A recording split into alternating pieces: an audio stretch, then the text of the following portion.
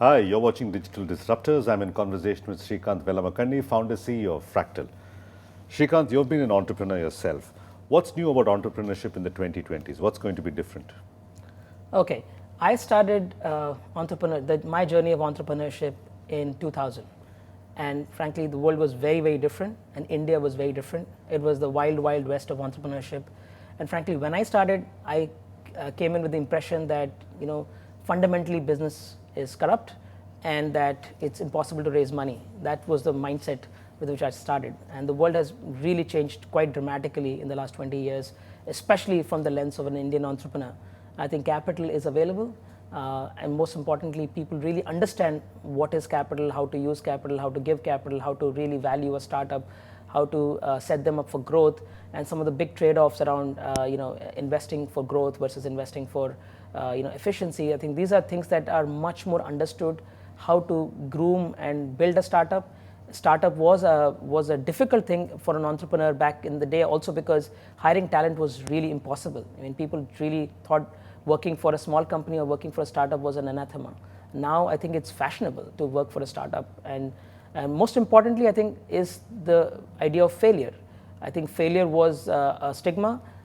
So family and friends would basically look at you and think that you're doing something wrong, and if you failed, it would just mean a setback to your career, and certainly will not be raise capital again, or not capital at all, but also getting, and those days we had this notions of B2C and B2B, which meant back to banking and back to consulting. And now I think it's failed entrepreneur is a valued commodity. I mean, we love entrepreneurs who have people who have been entrepreneurs before. Fractal has had great success in being able to onboard great entrepreneurs who have not necessarily scaled their business and have joined us, and we love those. So things have changed a lot for entrepreneurship in the 20 years that I have seen it.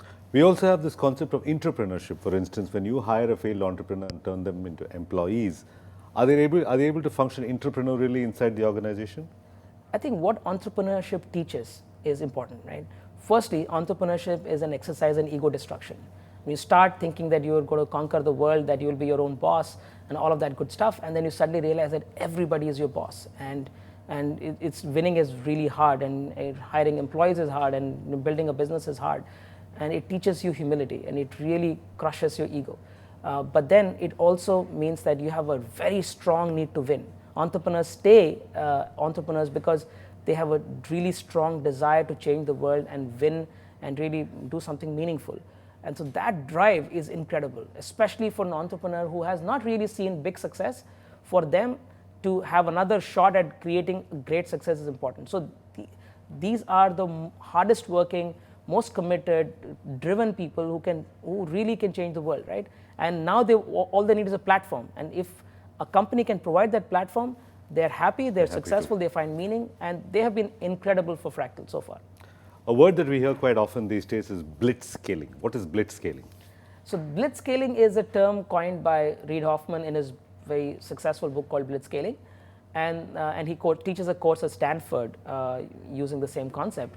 And the fundamental idea of blitzscaling is that in some markets at some points it's super important to have speed, and speed is way more important than efficiency. The traditional management wisdom is you have to be efficient, you have to use your resources well, and look at cash flows and look at valuations, and you do discounted cash flows before making investments. And the fundamental idea of blitzscaling is speed over everything else, and speed is massive scale at incredible speed. That's really the idea of blitzscaling. And typically in these kinds of markets, winner takes all. The second prize may be just a consolation prize, and the third prize may not even return capital. In these kinds of markets, land grab and global expansion and winning all the customers at any cost sometimes is useful. Right? That's the idea of blitzscaling, that in some markets at some point of time it makes imminent sense to scale at almost any cost, and deliberately knowing that speed will come in the way of efficiency. One example that Reid Hoffman talks about is PayPal, where in the beginning, what they were doing was they were facilitating online payment transactions where they were paying the 2 or 3% to the credit card company to facilitate the transaction. The customer wasn't paying anything, and they were paying all of the money, and it was just burning cash like crazy.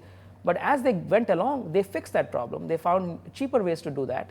But then, if they had not done it, they wouldn't have scaled, they wouldn't have been where they are today. Right. If you were to advise an Indian startup on the verge of blitzscaling, what are the dangers that you would caution them against? Look, I think blitzscaling is not for anybody, and the speed and the bravado and it required to execute that is huge, and it comes.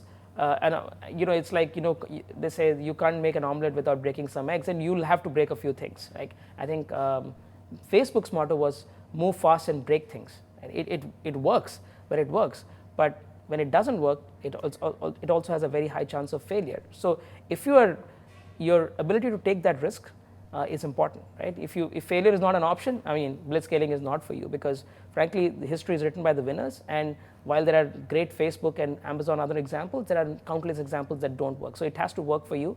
The market has to be ready for it. You have to feel like, look, you can't know everything. There is a lot of uncertainty in those markets, but you fundamentally feel that there is a market to be occupied. There's a big market size. The total available market is billions of dollars.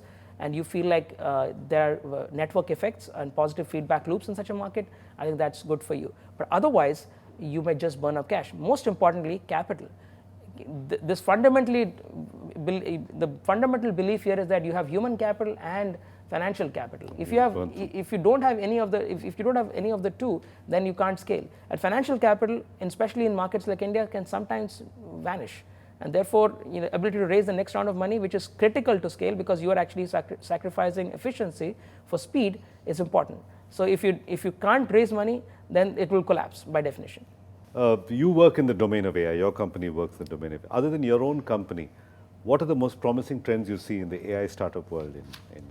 I think today, AI, essentially the idea is AI is like magic, right? I mean, like Arthur C. Clarke said, magic is basically every new technology is like science fiction to begin with, right? So AI is that kind of a science fiction, but it has very deep applications in a number of specific areas. What I'm seeing these days is that there are a bunch of startups that have come up which are very good at specific problem solving. The more defined the problem you're solving, and the greater the data set that you can sort of compile to solve that problem, the better the chance of success. And that's really where I think people are finding success. The broader the application, the more difficult it is, because by definition you're competing with Google and Facebook on everything, and it's hard to beat them at their own game. So it is important to pick a specific problem, have a narrow focus and have a deep really focus succeed. on that. Yeah. Srikanth Velamakanni, thank you for talking to us on Digital Disruptors. Appreciate it. Thank you for watching. Stay tuned for more conversations around tech.